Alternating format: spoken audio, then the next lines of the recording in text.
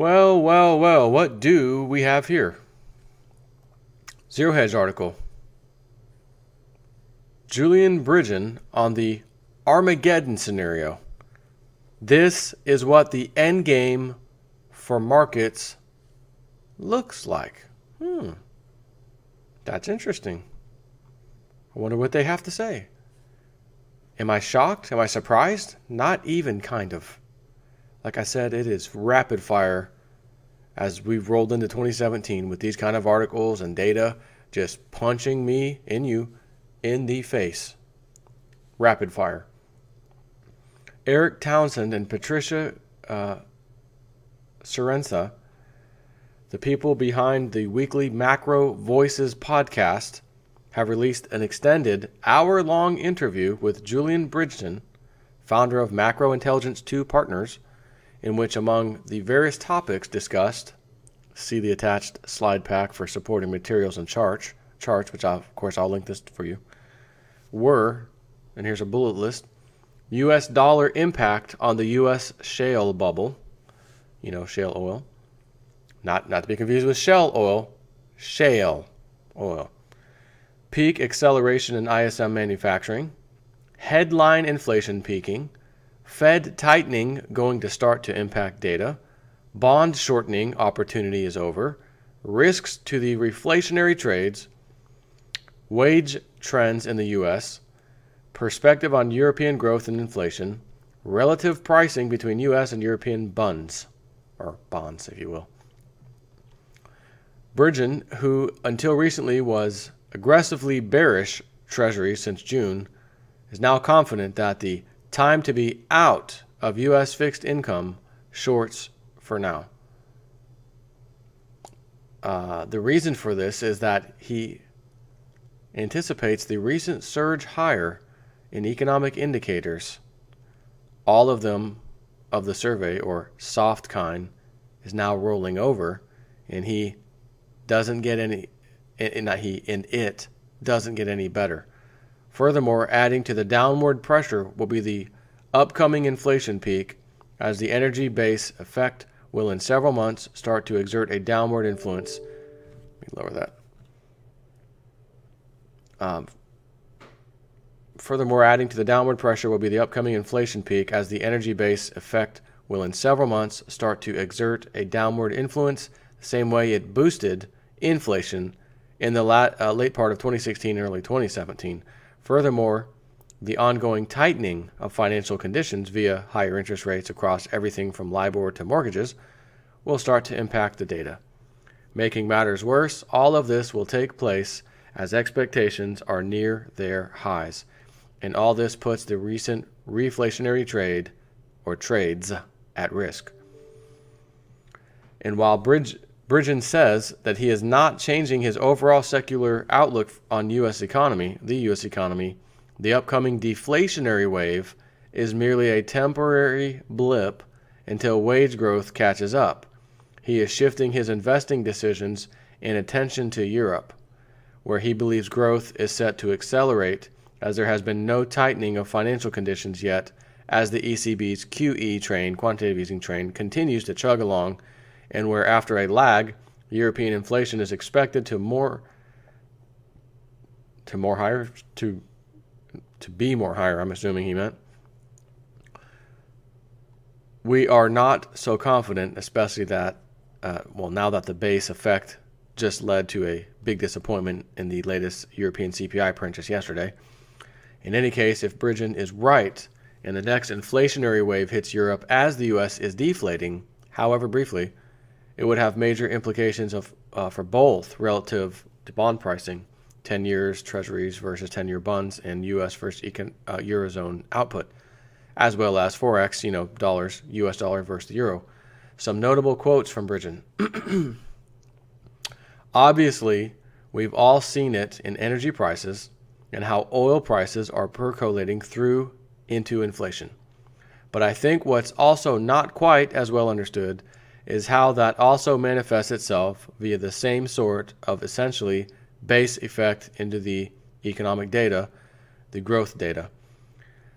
When we typically look at growth data, we very rarely look at the level of growth. What we typically discuss is the speed or the acceleration of growth, and by that I mean month to month and quarter to quarter, year on year. So to a large extent, what we've seen is that in terms of some of these PMI data, and that's what we are playing, that's what we were playing all of last year and what we said in December. We will come to a point where this thing will just naturally run its course. It just doesn't get any faster. The model suggesting that maybe we can punch out one further higher number, which I think comes out next week in May.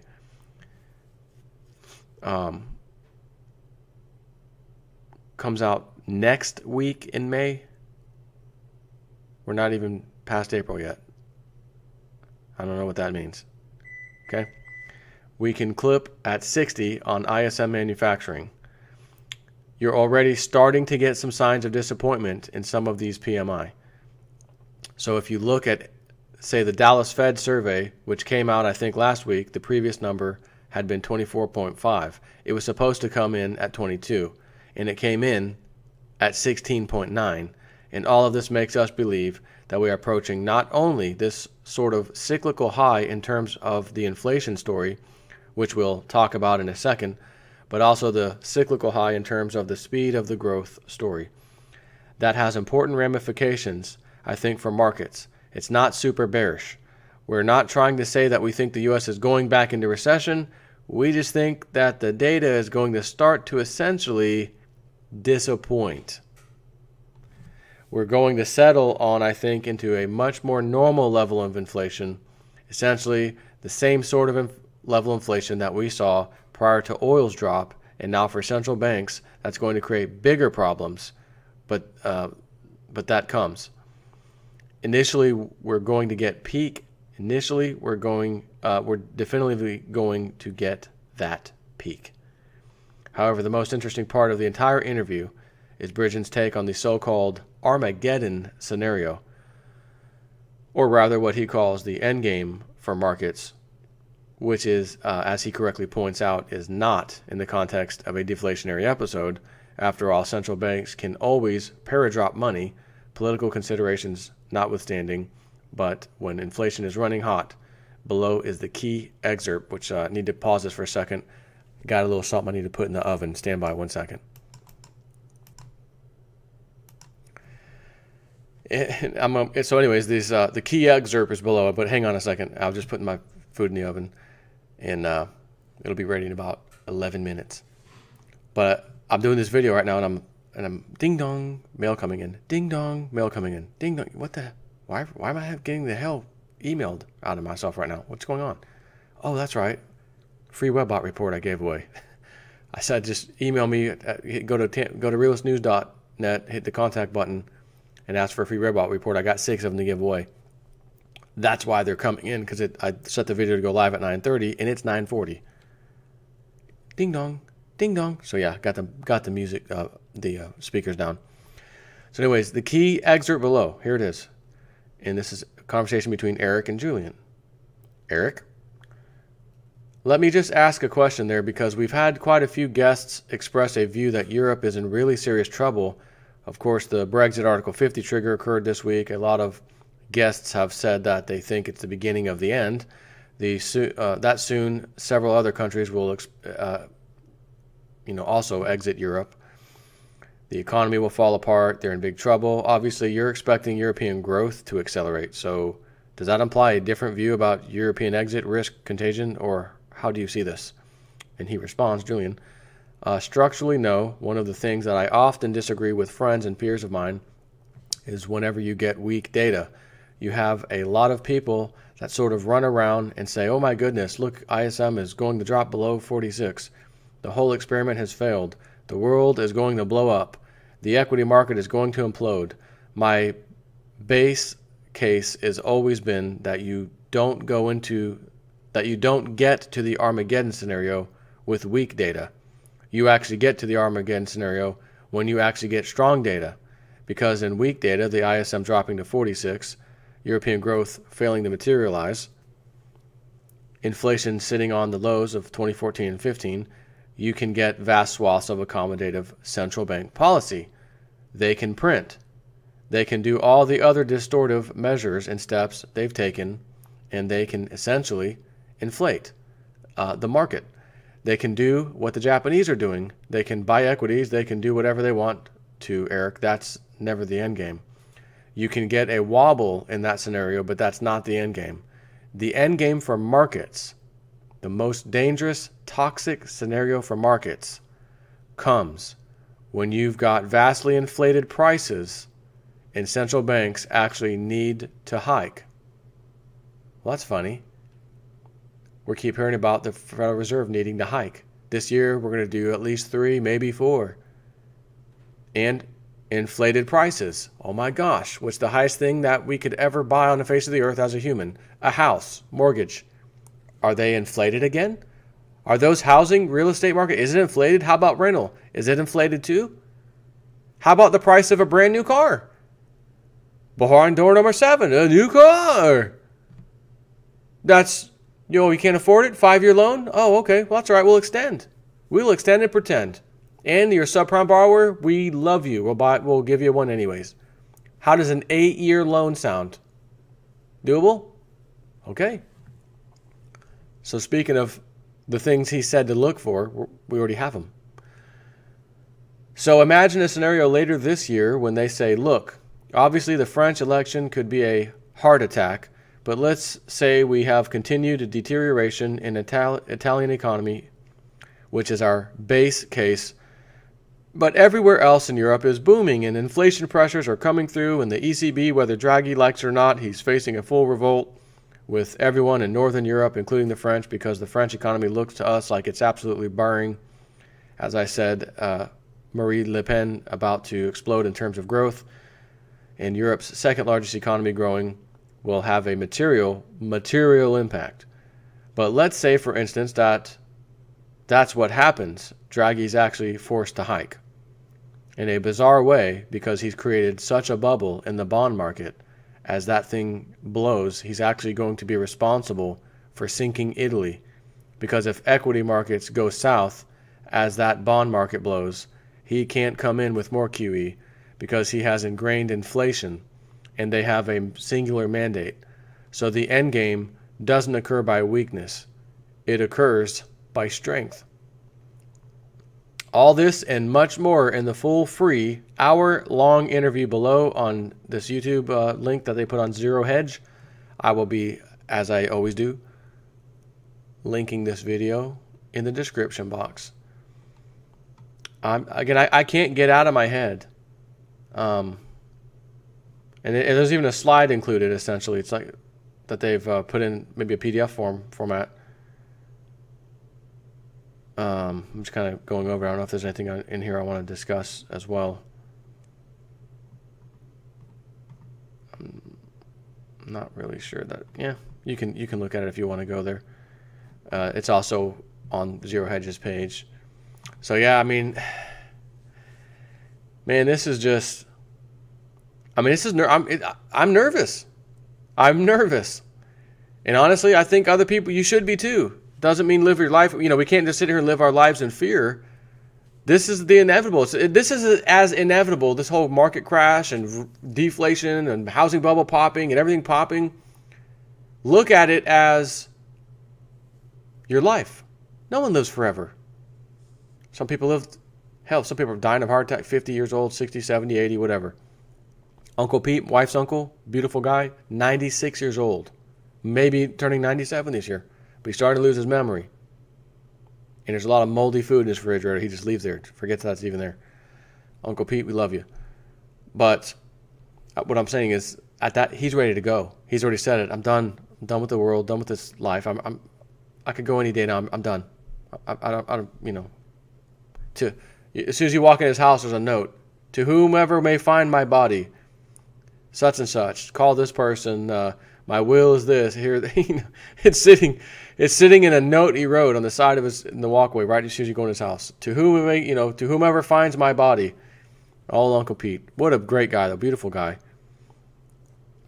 But I don't know if anyone wants to live that long. I guess is what I'm trying to say. But we don't live forever. It's inevitable.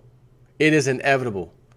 Just like it's inevitable that sometime during your lifespan, you will definitely witness, be a part of, experience some kind of economic downturn. And not only that, you will not only experience it once, you're going to have to experience it more than once. It's just the nature of these cycles. But if you're smart enough to pay attention to these cycles and how they go and what to look for before they happen, as I'm flooding you with daily now. Oh, check mark that off. That's happening now. Last time that happened, crash. Oh, there's another one. Check that off. Last time that happened, 3 months later, a crash occurred. Oh, check that one off. You know what I mean? And what I'm telling you here is another thing we're about to check off. What I just read to you. This is another thing that'll be checked off. I said it a few times now, but I have to say it again. I'm sorry. I am covering a lot of this similar stuff pointing to one conclusion. Very specific stuff. All telling me, pointing to, we got a serious problem. This debt bubble cycle epic proportion that we've ever seen is fixing to blow. It is fixing to go. I won't be shocked if they can get us to 2018 and nothing happened. Oh, nothing happened. Still nothing happened. I'm not going to be shocked because these people are pulling out all the stops. They're trying everything. Everything the central bank has as firepower, or Ben Bernanke would say, we're using all the tools in the toolbox.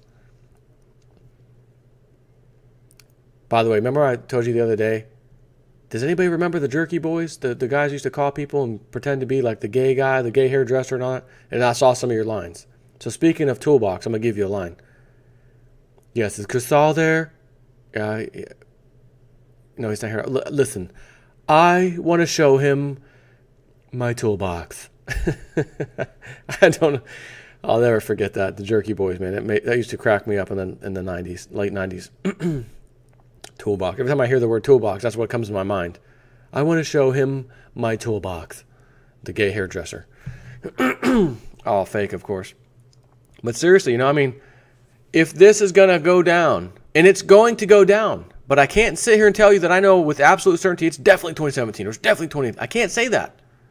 All I know is for sure, and I think you would agree, boy, it sure seems like the days are getting closer to when it's going to happen. So if you know that, if you're satisfied that I know it's definitely coming and probably soon, but I don't know when, you have got to be ready to deal with it. Precious metals are going to save you. Some Bitcoin going to save you. That's just a little, for me, that's like me playing in the market. Bitcoin, it's like me playing with a stock or something. I never play that game, but Bitcoin, and I've already got my silver. I'm happy. Buy some Bitcoin, see what happens. And Bitcoin's been doing well. So, again, it's just rapid freaking fire, man. Everywhere I turn, it's just in my face again. And I feel like, well, I can't do it justice just to my face. Let me rain some doom down on my subscribers' faces. But you can call it doom, you can call it doom and gloom, you can call it whatever you want. This is data. And if the data is bad, sir, I was going to tell you that we hit an iceberg and the freaking ship is sinking, but that's bad news. And I don't even like bad news, so I was just going to leave that out. No, news is news is news and we need it. That's my food ready. Ending the video. Take care.